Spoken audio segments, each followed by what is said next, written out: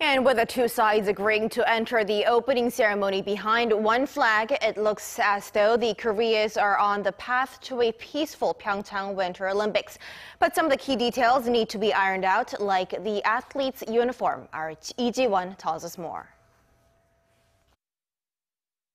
The first time South and North Korea marched into a sporting event together was at the 2000 Sydney Olympics, and since then they've done it 8 more times, the most recent being the 2007 Southeast Asian Games in China.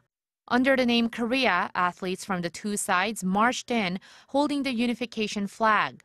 Their entrance music was the much-loved traditional folk song Arirang. And while countries usually have one flag bearer, the unified Team Korea has always had 2 flag bearers, one from each side, a male and a female, with the genders alternating at each event. For the opening ceremony in PyeongChang, it'll be a male athlete from the south and a female athlete from the north. These are the same conditions as when South and North entered together at events here in South Korea, namely the 2002 Busan Asian Games and 2003 Summer Universiade in Daegu.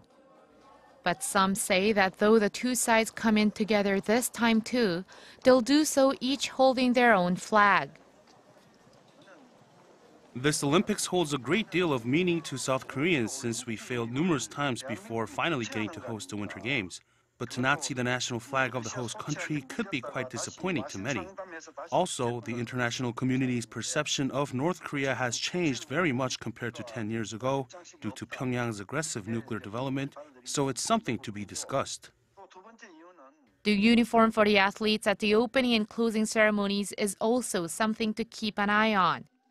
The uniforms for some 100 South Korean athletes and dignitaries have already been made, and they feature the South Korean flag taegukgi. But some experts say they might need a slight change if the two Koreas are going to walk in together.